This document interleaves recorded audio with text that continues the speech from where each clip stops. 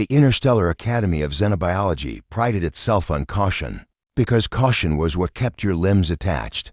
It lived in the small print of every waiver cadets signed, in the hiss of decontamination showers, in the quiet weight of the emergency stasis badges that hung from every collar. On the morning the instructor announced a live demonstration of a Deathworld organism, the Academy's caution became a living thing felt in the tense air, the clipped footfalls, the way conversations halted when doors opened.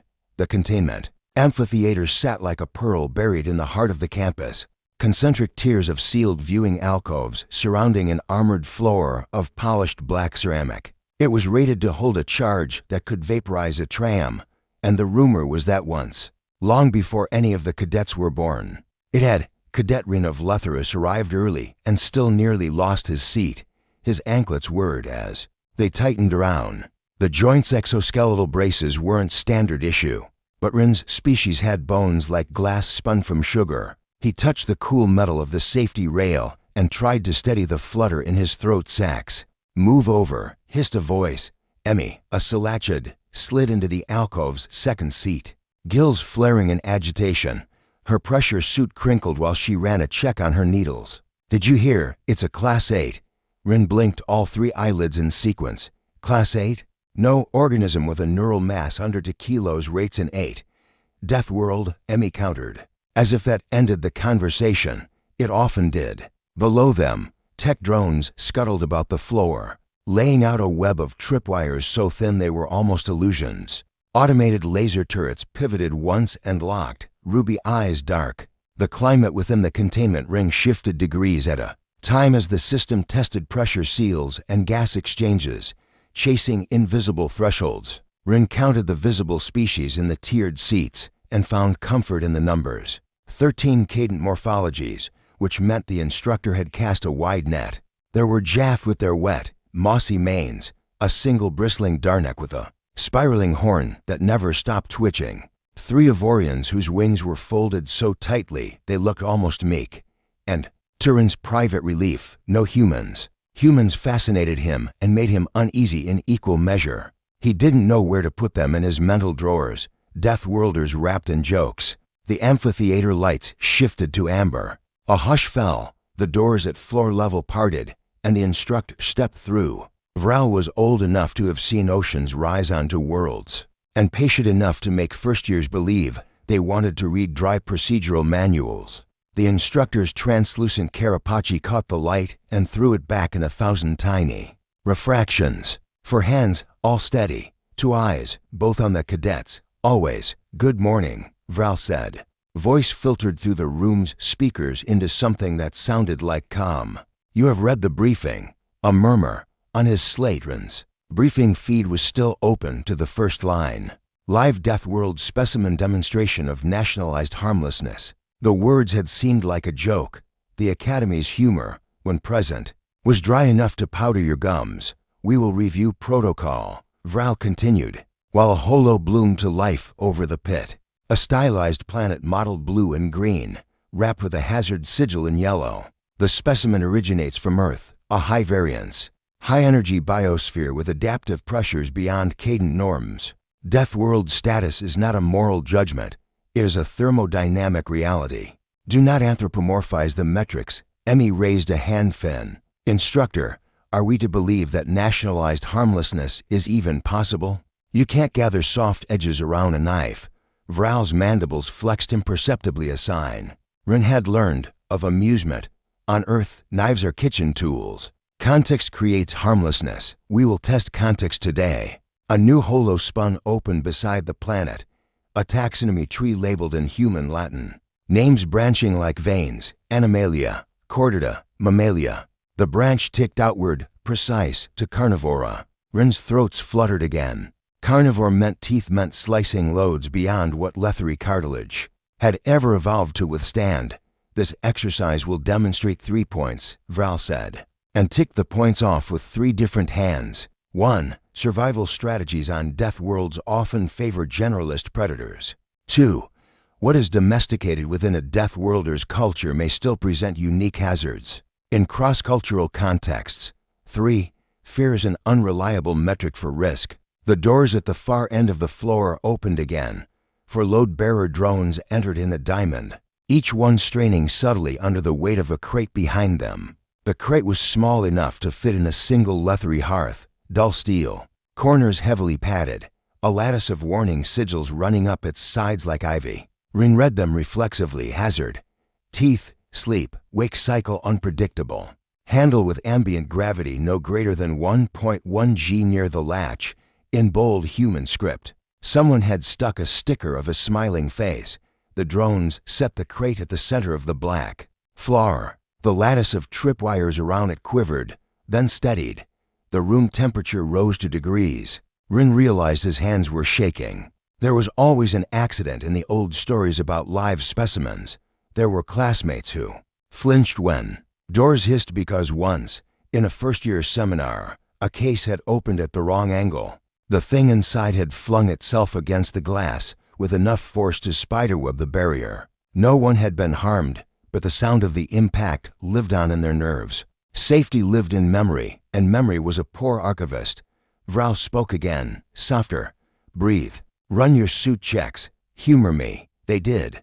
Bite-sized software choruses sang safety in Rin's helmet as he went down the list. Seals, filters, shock absorbers, stasis badge, ocular dampers, neurological firewall. When his slate pinged green, he exhaled, and frost feathered the inside of his visor before the suit wicketed away. Cadet Rin, Vral said, not looking up. Remind us of the 4Ds. Rin froze in the way prey does when it hears an unaccounted sound. Then the mnemonic surfaced, wrote in old: distance, barriers, de-escalation, and he swallowed. Don't be stupid. A ripple of laughter nudged the room's tension off its axis. Even the Darnik's horn uncurled a fraction. Correct, Vral said. Don't be stupid is the most important one. The instructor gestured, and an overhead arm slid from the ceiling to latch into the crate's locking ports. The amphitheater's lights dimmed to blue. Turrets woke invisibly. Rin unconsciously pulled his knees closer to his chest, a posture his physicians would later chastise him for. Your assumptions are tools, Vral said. Treat them well. Now observe. The arm twisted.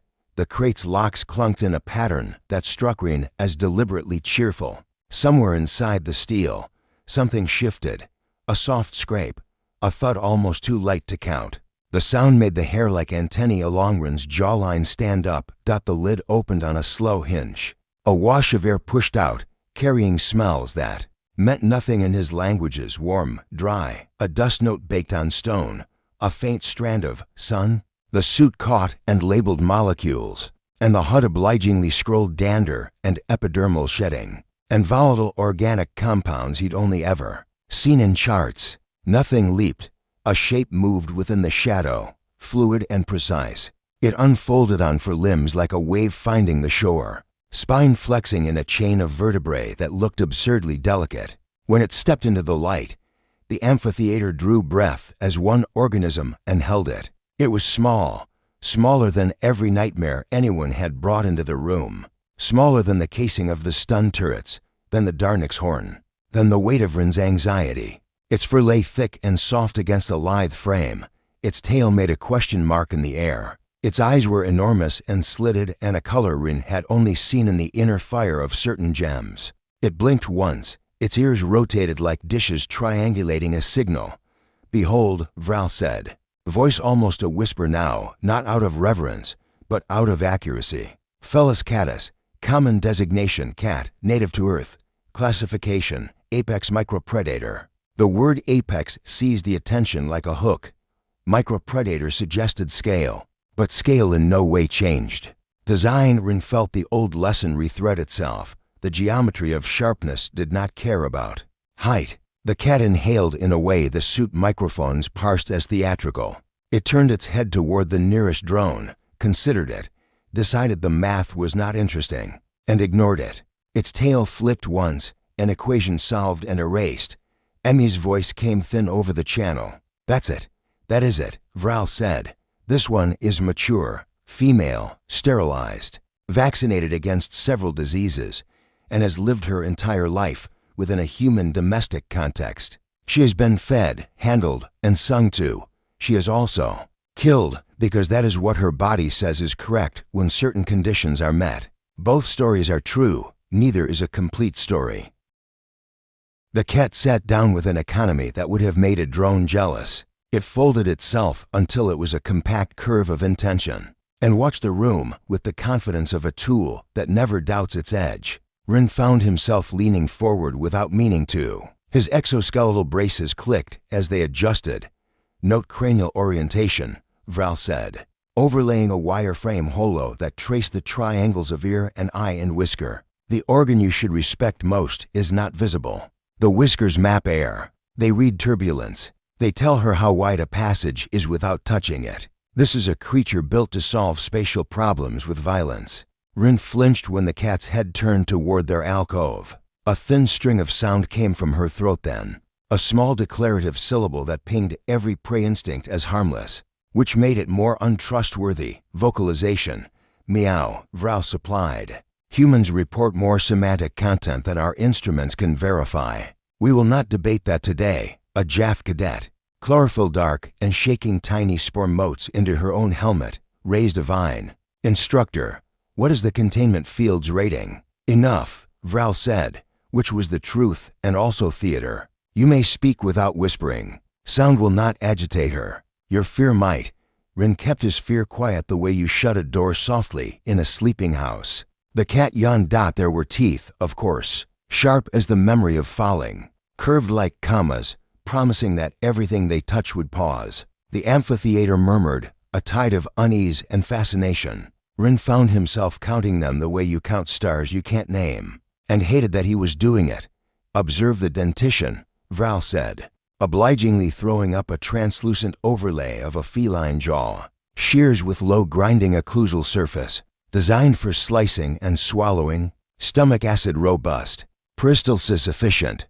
On a Deathworld, efficiency pays rent." The cat closed her mouth and made a sound like a broken engine finding a rhythm. It started small and expanded, vibrating through floor and glass and bone.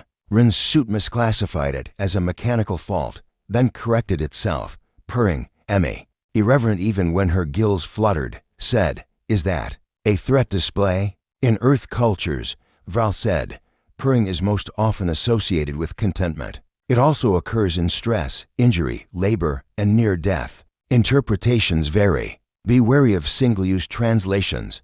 "Sir," the Darnik rumbled, voice like gravel settling. "What has it been fed?" "A synthetic analog of muscle flesh in the correct amino profile," Vral said. "She requires certain organics her body cannot synthesize. Humans refer to the deficiency state as Taurin deficit. Failure to provide it results in degeneration of the retina and heart. On Earth, this is common knowledge passed between children. In the Cadent, we build monitors. A secondary display lit up, showing graphs labeled Taurin, Vitae, arachidonic acid." The cat washed a paw with elaborate unconcern. The amphitheater's door seals sighed as the last row of latecomers slipped in. Rin's HUD pinged a note, "Security group present." For Academy safety officers took up quiet posts along the highest tier, each armed with a low-yield stunner pegged to non-lethal to mammal-sized organisms, and effective through to centimeters of fur. Stunners frightened Rin. They fixed a problem by squeezing lightning into it and hoping that was enough. "Let us confront the discrepancy," Vral said, hands folded. "Some of you feel insulted by the scale. You expected a monster that would confirm your fear of Deathworlds. Instead, you are faced with a small, warm-blooded thing that would fit in a food warmer. You are tempted to dismiss. Do not. On Earth, children are taught to respect the tool. If the tool has an edge, it will cut. If it has a mouth, it will bite. If it has a mind, you will not predict it without a relationship." The cat rose again, sinuous as a model of wave propagation, and began to pace within the perimeter defined by invisible limits, laser-designated, flavorless, absolute. She stopped at one and extended a paw. The whiskers around the paw flexed. She tapped the boundary nothing and felt it with her face. Her ears twitched. She seemed to consider the possibility of up, rejected it, and tested down, which was floor, which was acceptable. She flowed onward. "She is learning," Vral said. "You are also learning. You are learning that your bodies are not the only ones that know how to be clever." Rin's slate vibrated with an incoming file, Field Guide, Human Companion Animals excerpt. He flicked at open pictures and diagrams, words in human script paired with cadent glosses. Dogs with delighted mouths and ridiculous paws. Birds whose skulls shone like a design problem solved with elegance. Small rodents with names that translated poorly. And cats, rendered in dozens of colors and patterns like divergent solutions to one deft equation. Under the image annotated tabby. A note, N-methylpyridinium and valeric esters produce euphoria C. Catnip. Rin skimmed, then shut it, guilty cheating on the real thing with pictures. Cadet Emmy, Val said. Describe for us the tool chain you would assemble to handle this specimen in the field. Without human cultural context, Emmy straightened. Net, thick mesh. Gloves puncture resistant. Face protection. Bite-proof sleeves. Anesthesia darts in reserve. Use only if necessary. Ear protection optional. Pheromone calming agents if they work, she added skeptically. Thank you, Val said. Cadet Rin? Rin swallowed. Distance, he said, because he was always going to start there. Barriers. A stick to extend reach if you must interact. Lures that take advantage of prey drive moving strings. Small objects. A carrier for containment with an entrance that appears like a tunnel. Do not corner. Do not pursue. Let it choose to go where you want. Excellent, Val said. And Rin's throats relaxed enough that air stopped tasting like metal. You have read. Reading is love you send to your future self. A ripple of amusement again. The cat leaped, a small simple parabola from the floor to the top of her crate, landing with the soft sound of fabric over wood. She crouched there, higher now, and regarded the amphitheater with blatant entitlement. Rin recognized the posture. Unletherus. The small reef dwellers sat exactly like that after wriggling onto rocks, as if elevation inverted. The food chain. The cat's pupils widened until her eyes were more dark than color. She tracked something in the air that none of them could perceive. Then, with a suddenness that jolted two of the safety officers into reaching for their stunners, she launched not at a cadet, not at a drone, but at a falling mote of dust illuminated by a shaft of light she must have calculated would form exactly there. Her forepaws closed on emptiness. She landed, shook herself, and pretended that had been desired dot in the alcove. Someone finally laughed out loud. It broke the spell like a snapped wire. Arrogance, Vral said mildly, as if annotating a slide. A frequent companion of successful predators. The cat looked up at the ceiling, eyes bright, and made another of those neat, one-syllable announcements. Then she padded to the edge of the crate and looked toward an empty doorway. Set into the amphitheater wall, a service entrance no one had used since the drones brought her in. She stared at it with the patience of stone. Rin tilted his head, confused, until his slate lit with a note. Companion animals often form attachment and expectation patterns around routine. She anticipates a human. The word human pulsed on his HUD like a warning and a promise. Context, Vral said again, as if rehearsing a theme. We will not introduce the cultural stimulus yet. First you must build models that will break. The amphitheater hummed in its quiet way. Air, systems, hearts. Rin's anklets clicked. The cat blinked at the door and, when it did not oblige her, washed her face with a paw in a show of immense patience or insult. It was hard to tell which. Vral drew himself up, Carapace refracting the last of the blue light into tiny, faraway stars. We will proceed to controlled exposure exercises. You will observe posture sequences, learn to read the difference between play and predation, and record your autonomic responses. Then later we will test what happens when we change the story, on the floor. The cat finished washing, tucked her paws under her body, and became a loaf. The rumble began again, soft at first, crescendoing until it turned the air into a tactile thing. It sounded like something content with gravity, with mass, with its own readiness. Rin, who had come preparing to meet a monster he could name with a number, found himself staring at a small, warm problem with too many answers. He felt both safer and more afraid. Begin, Vral said. And remember, what you feel now, measure it. You will need the before to understand the after. The cat kept purring. Somewhere deep in the academy, another door cycled, and air shifted in a way only a predatory nose would notice. The service entrance stayed shut, but the expectation hanging there was a physical line. The cadets leaned forward, not knowing why. The lesson had started. The story had not. The expectation in the room had mass by the time the service door finally parted. It didn't hiss or trumpet. It simply slid aside as if the amphitheater were opening an eye. Air moved. The cat's head snapped around, pupils dilating into velvet coins. She made a sound so small Rin's suit almost missed it. A breath pressed into a syllable. A human walked in like someone arriving home, no suit, no helmet, soft clothes, a dark jacket scuffed at the elbows, sturdy trousers, boots that looked like they had known different gravities. A small pouch rode one hip. A coil of thin red string poked out of a pocket like a flag of intention. The human's hair was pulled back in a way that said this might get messy, but it won't beat me to it. Their stride was loose, not careless, but confident weight on the balls of the feet, knees springy. Center of mass low enough to pivot fast. Emmy's gills flared white. The Darnik's horn froze mid-twitch. Rin felt his anklets tighten unbidden, as if the exoskeleton shared his nervousness and wished it could run. The human shorter than the Darnik, taller than Rin, built like the solution to a climbing problem left the threshold and crossed the black floor at a walk just shy of a jog. The cat rose so smoothly her bones might have been liquid. Tail up, tip twitched, an exclamation mark that didn't need grammar. She uttered another one-beat note that went straight through the barrier and the suits, and whatever else the Academy had erected between peril and pedagogy.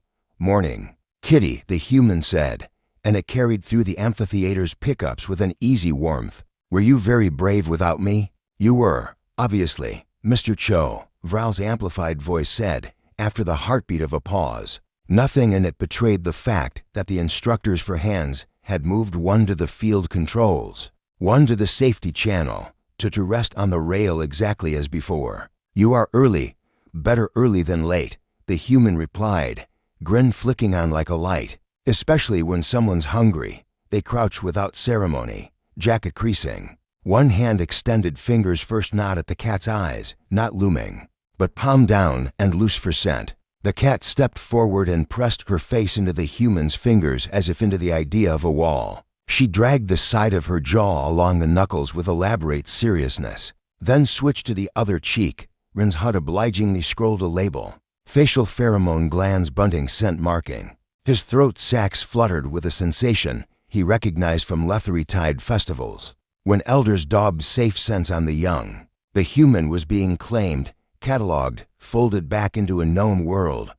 This is inadvisable, hissed a safety officer on a channel that someone had forgotten to lock down. The barrier, the human put a hand on the field generator console and tapped it. The ripple across the invisible line was visible only where it made a strand of dust wobble. Indicators along the parapet slid from yellow to gray. Every cadet in the amphitheater made the same sound, a compressed gasp that suits rounded off, and the ceiling consumed. Rin's ankles jolted as the braces tried to veto his instinct to stand and run. Without specifying where to, Mr. Cho, Vral said, and there was a razor of command. We will maintain layer 2, layer 2. Rin's slate spat a diagram into his vision. A dome of slung light humming at thermal. Background painless, tasteless to anything within it, yet still sufficient to slow a sprint and dissuade a leap. The true energy field had snuffed out. The training bubble remained, nothing more than a suggestion to physics. It was a kindness marked as caution or caution wrapped as kindness. Layer 2 is fine, the human said, fingers now behind the cat's ears, scratching in a way that made her eyes half close and her spine rise into an arch that seemed indecent under so many stares. She hates the hum on the full field. The teeth chatter gives me such guilt.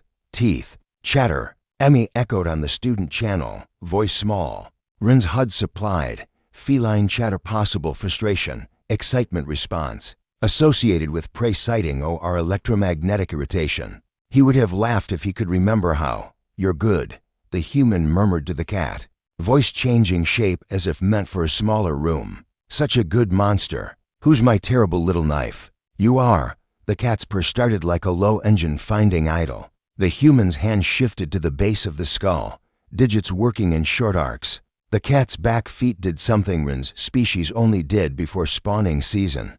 a rhythmic need. Claws sheathing and unsheathing against the mat with a sound like cloth being quietly murdered. That, the human said, glancing up at the tears as if he could pick eyes out through the glass, is called making biscuits, kneading, baby reflex. Don't punish it.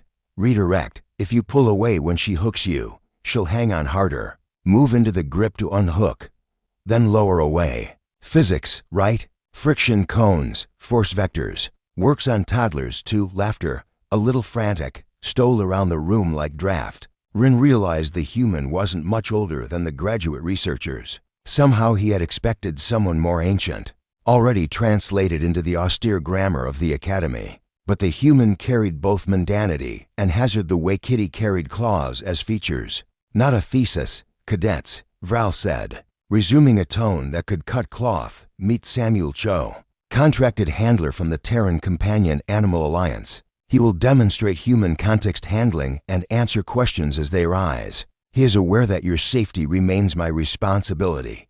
Sam flashed a small salute with 2 fingers. Hi, blame me only for my jokes. Gladly, Emmy muttered. Sam straightened and, with the fluency of someone who had done this motion many thousands of times, slid a loop of soft webbing from a jacket pocket. He held it up for the cat to see, let her sniff, rub, and accept its presence. Then he placed it on the ground in an open circle. Kitty, he said. Target. He tapped the loop once. The cat glanced at his hand, at the loop, at his hand again. The algebra of her decision running in fractions Rin could feel, but not solve. Then she stepped into the loop and sat, as effortlessly as if she'd planned to be exactly there all day. A small click sounded, Sam's thumb on a plastic box, then the faint drumbeat of kibble into the cat's mouth. The sound was almost subsonic, and yet in the high silence of the theater, it felt like thunder rolling under a clear sky. Explain, Vral requested, though the diagrams were already blooming. For those who will not read their packets, marker-based training, Sam said easily. He wobbled the little box. The sound made the cat's ears flit forward like dishes locking on a signal. Click equals yes. Yes means food, play, or whatever the paycheck is today. Timing's the trick. Species agnostic, more or less. Works on cats, dogs, goats. Some kids don't quote me, and probably half this room if I had good snacks. The Darnik made a rumble that might have been a laugh or a warning. Rin felt his own mouth twitch. Emmy's gills settled a fraction. Sam lifted the loop, fitted it over the cat's head and forelegs in one smooth pass. The webbing settled against fur with a whisper. The cat glanced down, decided that reality had not changed in any objectionable way, and resumed purring as if the harness were a compliment. You put her in restraints. Someone objected from the upper tiers, voice stiff with triumph. Rin recognized the narrow cadences of an Ivorian. You claim harmlessness, and yet you bind. I claim respect, Sam said, and the easy grin smoothed the way into something that made Rin pay more attention. Restraint is what you put a seat belt on for. I wear harnesses when I climb, too. She hates carriers, that's fear, but this she tolerates. Consent isn't a K-translation problem. It's observable. If she flattens her ears, lowers her body, tail thrashing, pupils blown, whiskers pulled back, that's a no. If she headbunts, slow blinks, tail up, ears neutral, whiskers forward, that's a yes. I don't need a sentence to hear it. The cat slow blinked then, as if on cue, eyes melting from open to closed and back again with a leisure that felt like the absence of threat. Sam returned it, just as unhurried.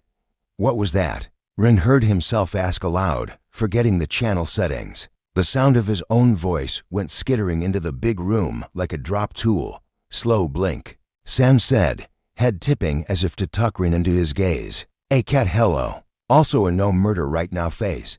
Soft laughter again, more honest this time. Rin felt heat crawl up his neck plates and was grateful for the helmet's tinted face.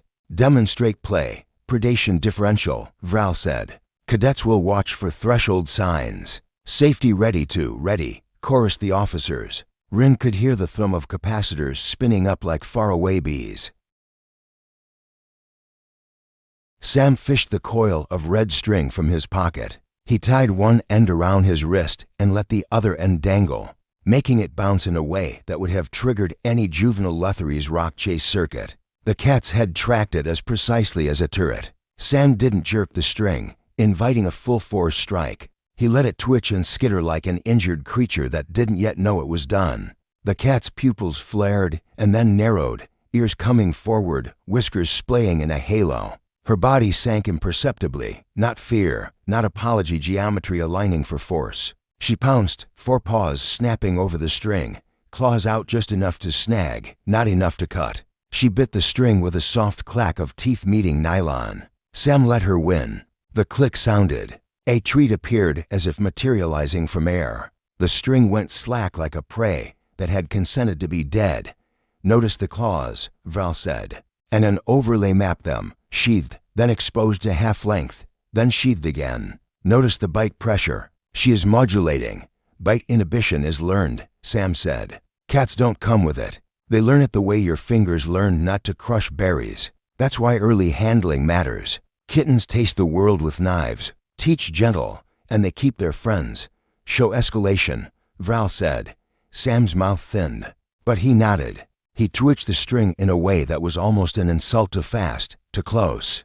Over the cat's head like a taunt. Her ears flattened a degree. The tail snapped once, a punctuation mark that meant mind yourself. Her whiskers went back a fraction, pupils ballooning. Rin's hands went clammy. That's the line, Sam said at once and stopped. The string fell to the floor, became very boring. He let 3 slow breaths pass. The cat's ears rose, whiskers fanned again. The purr resumed, this time a little louder, as if to wipe the slate.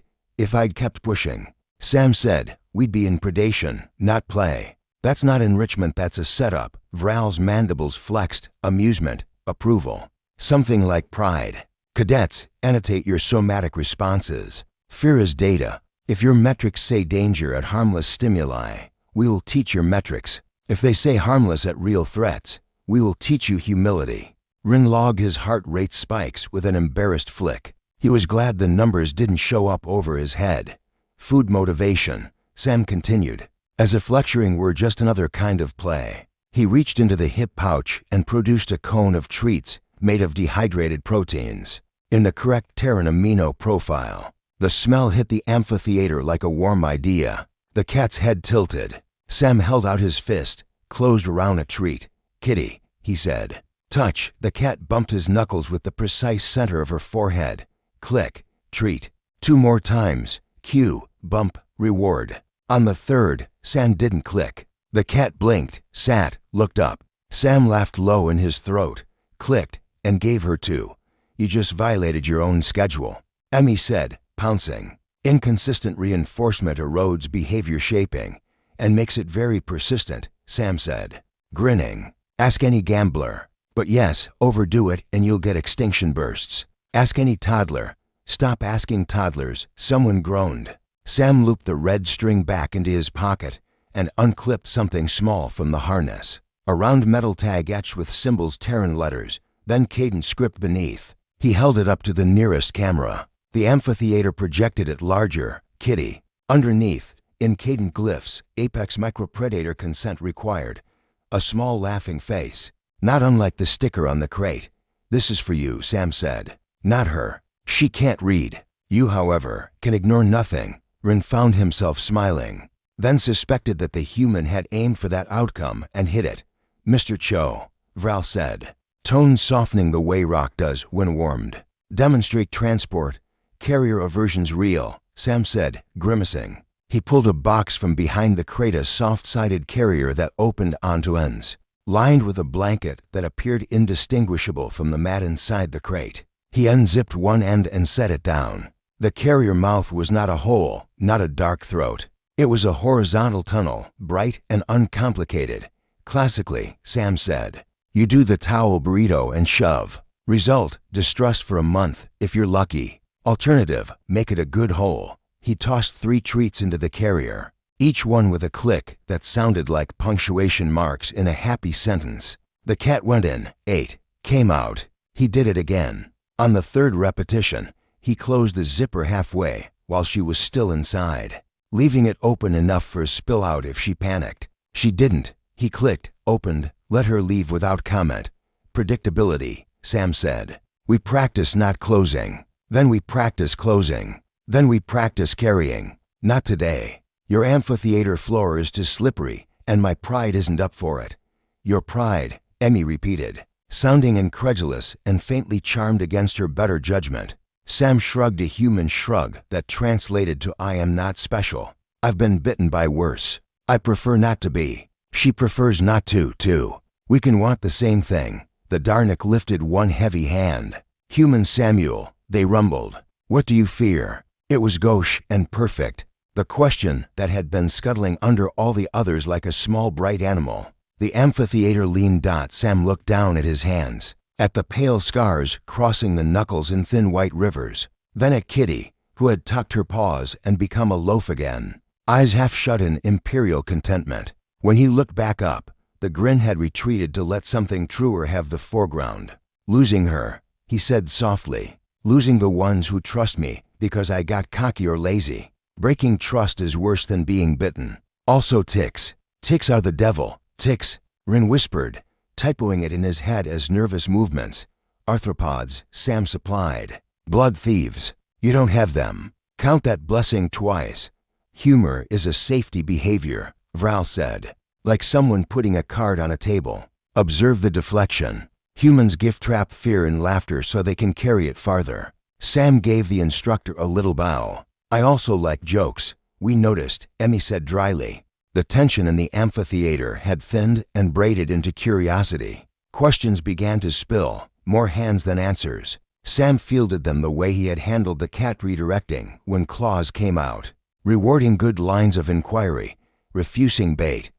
Why do you touch her with bare skin? Why do you scratch her head? Isn't that where her brain case is thinnest? What is kitten socialization? Why do humans encourage juveniles to attack hands? We don't, if we can help it, Sam said with a wince. Hands are for food and affection. Toys are for predation practice.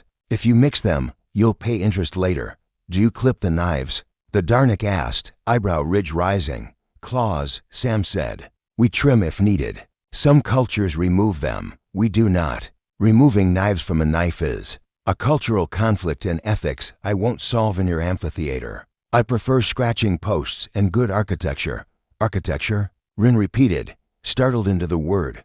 Where you put your furniture changes behavior, Sam said, as if that were the most obvious thing in the galaxy. Shelves, vertical space, window perches. Give a predator a balcony and you don't get a curtain. Massacre, usually. Demonstrate the slow blink again. Came a small voice from somewhere behind Rin. It belonged to a first year whose helmet was slightly askew. The kind of detail Rin would normally fix without thinking. He didn't move now. He didn't want to break the line of quiet. Sam obliged. He knelt until his eyes were level with the cat's. Breathed once in a way that made his shoulders widen and settle. Then closed his eyes long enough to count the beats of his heart. When he opened them, Kitty returned the gesture with imperial leisure, as if bestowing a title. Rin felt something unknot along his ribs. He hadn't realized that. He'd been holding a story in his body, a story with only one ending out of 10,000. The blink made room for another. Mr. Cho, Vral said. And now there was warmth in the voice and a clean line of authority braided together. Thank you. We will transition to supervised proximity.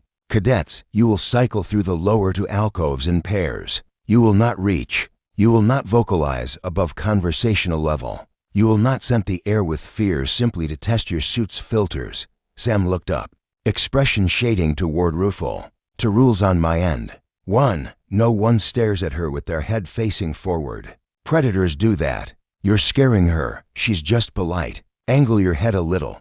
2. If you feel the oh no feeling, step back. Don't be a hero. Heroes get shredded. You will wear this, Vral added. And a drone descended bearing a pair of thin gloves with the symbol for teachable hazard. Stitched in yellow across the back. We respect knives, always, Sam said gravely, slipping the gloves on. The fabric whispered over the scar maps of his hands as if reading them in a language Rin could not yet translate. They began to move in order. Rin sat through for pairs, counting breaths, annotating the micro-twitches of Kitty's whiskers as she assessed, dismissed, accepted. An Ivorian student bowed at the waist, wings trembling, and Kitty sniffed the air in a way that suggested fresh wind. A moss-haired Jath let a tiny spore drift, and Sam, with a practiced wave, turned the flow aside so it didn't tickle Kitty's nose into irritation. Emmy, finally, presented her blunt glove knuckles. Kitty butted them with the royal efficiency of someone stamping a passport. Then it was Reen's turn. His anklets hummed as he stood. The brace took his weight like a friend. He moved down the steps one measured riser at a time, remembering the 4Ds and the last D the best, don't be stupid. The lower to alcove was only a waist-high wall and a polite suggestion of space between him and the black floor. Kitty blinked at him once and then looked past him and through him as aliens sometimes did when they didn't yet know how big you were in their world. Angle your head, Sam said softly, without looking away from Kitty or did, tilting until his own reflection in the glass went skewed. He lifted his gloved hand to halfway between his chest and the rail and stopped, elbow soft. The glove felt like wearing a different version of himself. He had the absurd thought that the cat could smell all his childhood clumsiness and knew it had never involved anything with teeth. Kitty approached with the patient precision of a wave, moving to touch the same rock it touched every day. She sniffed. Her whiskers brushed the glove. An electrical whisper ring felt through fabric and bone. She pushed her cheek into the knuckles and dragged, marking him with a care that felt less like ownership than an inclusion in a list. Rin's heart spiked, and then, to his surprise, settled somewhere lower than before. The purr threaded up through the rail and into his forearm. It felt like standing on the leathery shore with the long band of tide humming in the stones. Good, Sam said, so softly it might have been to the air.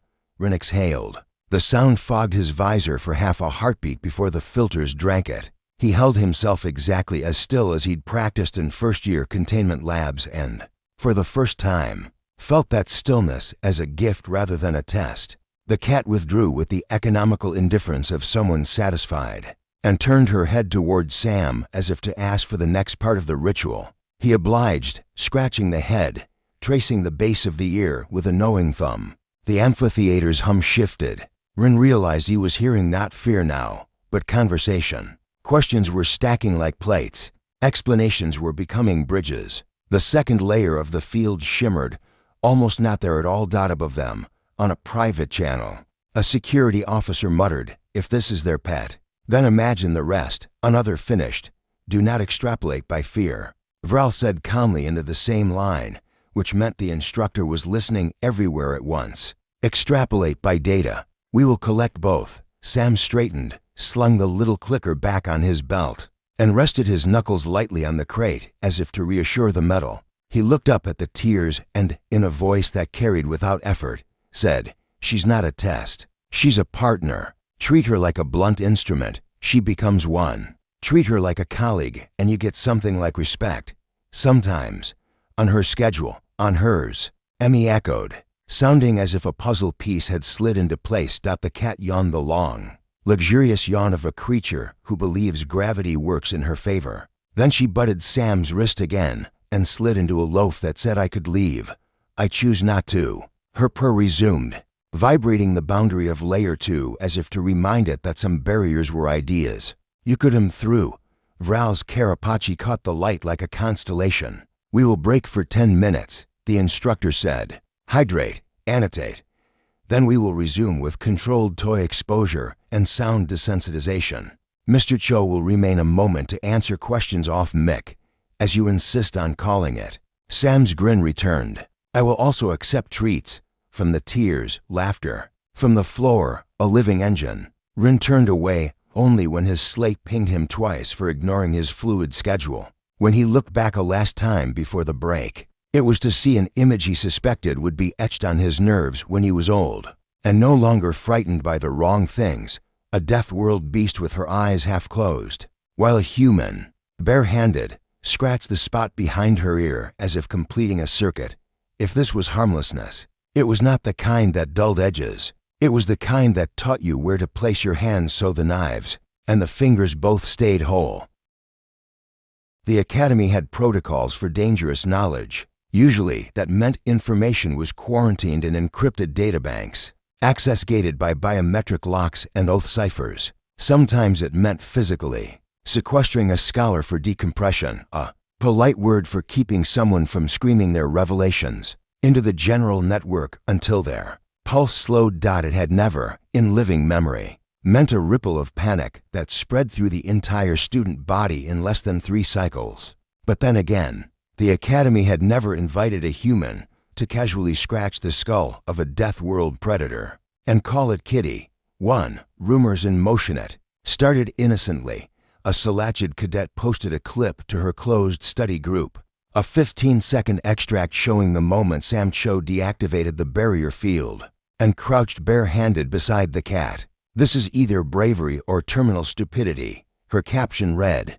Within an hour, the clip had traveled from the Salachid group to the Ivorian flight forums, then to the Jath spore communes, then predictably into the Darnik warrior archives, where it was replayed alongside battle footage as if to compare the quality of courage. By the next meal cycle, everyone had seen it.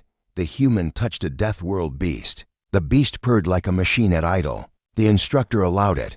Rin found himself caught between fascination and dread. His 3 eyelids ached from overuse as he scrolled through commentary. It must be staged. No sane species exposes bare skin to a predator's mouth. Earthlings are immune to pain, maybe. I heard their nervous systems filter it out. No humans don't feel fear the way we do. Their amygdala is atrophied. They just guess when to run. Correction, they never run. Each claim contradicted the last, but the conclusion was always the same. Humans were far more dangerous than anyone had believed. 2. Cadet divisions in the dormitories. The cadets split into factions. The first faction Rin privately nicknamed the Retreatists, those who now refused to sign up for any course module involving human instructors. They whispered about requesting transfers to safer academies, away from Earth's orbit entirely. Imagine what else they consider pets, hissed Emmy one evening, her gills snapping tight with agitation. If that is their harmless, what does hostile look like? They wouldn't bring hostile creatures into the academy, Rin tried, but his throat sacs wavered, betraying his own uncertainty, wouldn't they? Emmy shot back. They might think it's educational.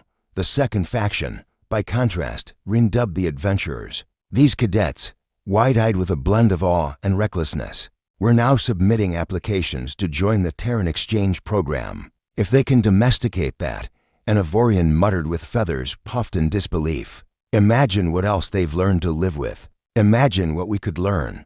The third group Ring thought of as the philosophers. They weren't afraid or eager, they were disturbed. They spent long nights in discussion circles asking questions that made the air feel heavy. If a Deathworld predator could be a source of affection, what else had they misunderstood? Was danger truly an objective metric or merely a cultural lens? Were humans dangerous because they loved danger or because they didn't even see it? 3. The instructor's reprimand. The second day after the demonstration, discipline reports spiked. A group of cadets had tried to summon Kitty by imitating Sam's clicking sound in the hallways, resulting in drones shorting out when they pelted them with improvised treats. Another cadet was caught trying to breach the data archives for Earth fauna files without clearance. The instructor summoned the entire cohort back to the amphitheater. Vral's carapace gleamed like frozen lightning under the lights, his hands folded behind his back as he surveyed them. "You mistake curiosity for entitlement," Vral said, voice cutting through the murmurs. "Curiosity asks, entitlement demands. Which are you?" Silence answered. Even the Darnik sat very still. "You watched a human touch a predator," Vral continued. "You concluded this proved the human invulnerable, the predator tamed, or the academy reckless. All 3 are wrong. What you saw was a relationship. What you failed to see was the years of context behind it." He gestured once, and the holos above the amphitheater bloomed into charts, timelines of feline domestication, records of cohabitation between humans and their predators stretching back 10,000 Earth years, images of paintings, carvings, digital photographs. To a human, this animal is not primarily danger, though danger remains. To you, it is. Both perceptions are correct. Both are incomplete. Your failure was to treat your fear as data and nothing more. Then, more softly, if you cannot distinguish between fear and fact, you will fail as xenobiologists. Worse, you will fail as citizens of a galaxy larger than yourselves. Rin wrote the words into his slate with shaking hands. He felt like he had been dissected. 4. Questions that shouldn't be asked that night. Rin couldn't sleep. He scrolled endlessly through discussion threads, his throat sacs fluttering with unease. One comment pinned to the top of a forum froze him.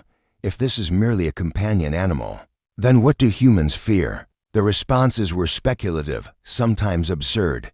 They fear nothing. That's why they left their planet to spread everywhere. They fear only the extinction of novelty. They fear themselves, but one replied, children most of all. Ask them. They'll laugh, and then they'll show you. 5. A new unease. The third day. Cadets had stopped talking about Kitty as an animal. Instead, they spoke of her as a symbol. To the retreatists, she was a warning, a sign that humans lived so close to danger that they had lost all perspective. To the adventurers, she was an invitation, a door cracked open into the heart of Earth's secrets. To the philosophers, she was a paradox, proof that danger and affection were not opposites, but partners. For Rin, she was a knot in his mind that he could not untie. He replayed the sound of her purr in his helmet's archive again and again. It no longer sounded like a threat. It sounded like certainty, and certainty, he thought uneasily, might be more dangerous than any claw. The amphitheater was no longer just a classroom. By the time the semester's final session convened, it had become something else entirely, a crucible. The cadets filed into their alcoves with bodies taut as wires. No one dared call Kitty a harmless demonstration anymore. She was a mirror, and no one liked what they saw reflected. Rin sat with his slate clenched between his palms. His exoskeletal braces whirred faintly, mirroring his nerves. He felt as though he had aged several cycles since the day the crate first opened. At the center of the black floor, the cat waited on her crate, loaf-shaped, fur sleek, tail curled tight. She looked half asleep until the door opened. 1. The human against him strode in with the same loose-limbed confidence. Though today his jacket was off, his sleeves rolled, and his hands bare. The cat's head rose at once. She leapt down with an effortless arc, landing without a sound, and trotted to meet him. The cadets tensed as one. Sam crouched, offered his hand, and Kitty pressed her face into it with a soft, approving rumble. He scratched behind her ears. "That's my girl," he murmured, as if the room weren't filled with 30 horrified aliens. "She has grown accustomed to your presence," Vral observed, stepping forward. His voice carried the kind of stillness that meant the lesson had sharpened to its final edge. "Now we will test the cadets' models. Mr. Cho, if you please." Sam rose and gestured casually to the tiers. "All right, team. Today's exercise is trust. Not yours and me, mine and her, and hers and me. You'll be close enough to feel the heat off her coat." A ripple of unease shivered through the seats.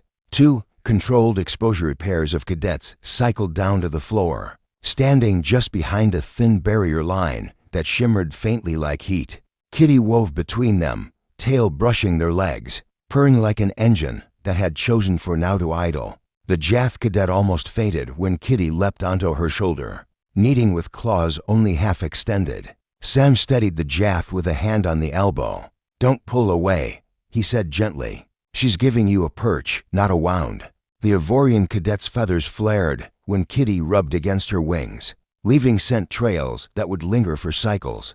Rin's turn came. He stepped down with Emmy at his side, throat sacs fluttering wildly. Kitty approached, slow and deliberate. She sniffed his ankle, then rose onto hind legs, placing her front paws against his thigh. Rin froze. Every leathery instinct screamed at him to leap away. Sam's voice steadied him. "She's asking to be acknowledged. Give her your knuckles. Gentle." Rin extended his gloved hand. Kitty bumped it, then pressed her head against his knee, purring. His heart hammered, but he found himself exhaling slowly, as if the sound of her body had rewritten his rhythm. When Kitty moved on to Emmy, Rin realized with shock that he wasn't afraid anymore. 3. The testants every cadet had their turn. Vral raised a hand. "We will conclude with a simulation," he announced. His tone carried the solemnity of ritual. "Mr. Cho, trigger the stressor." Sam frowned. "You're sure?" "Yes," said Vral. "The lesson must complete itself." Sam sighed, reached into his pocket, and withdrew a small metallic rattle. He shook it once. The sound was sharp, alien to the cat's environment, designed to mimic the cry of a predatory bird. Kitty froze. Her ears flattened. Her pupils widened into pools of black. The purr cut off like a severed circuit. The cadets collectively inhaled. A predator startled into fight or flight was no longer a classroom demonstration. It was chaos waiting to happen. Kitty's tail lashed once, twice. Her muscles coiled. Then Sam knelt, placing himself level with her. "Hey, it's just noise, Kitty," he said softly. "You're safe. Right here." He extended his hand, palm open. Slowly, deliberately, he blinked. The cat stared at him, trembling with energy that had nowhere to go. Then miraculously she blinked back. The tension bled from her body. She stepped into his hand, rubbed her face against his fingers, and the purr resumed. Louder than before, the cadets stared in disbelief. For the instructor's final words, Vrail raised his voice, so it carried to every corner of the amphitheater. "Cadets, today you saw a Deathworld predator startled into aggression. You saw how fear could have ended this exercise in blood. And you saw what stopped it. Not weapons, not barriers, relationship." He swept the tears with all four hands. Knowledge is not merely the cataloging of teeth and toxins. It is context. To us, this creature is danger embodied. To a human, it is family. Both truths exist. Neither cancels the other. Sam scratched Kitty's chin. She leaned into his hand, purring like thunder. "So you must ask yourselves," Vrail continued, "if this is how humans treat their predators, what does that make humans themselves? And how shall you treat them?" Silence fell like gravity. No one moved. 5. The lesson etched in memory when the cadets left the amphitheater that day. None of them spoke above a whisper. The sound of the cat's purr lingered in their bones, echoing louder than alarms ever had.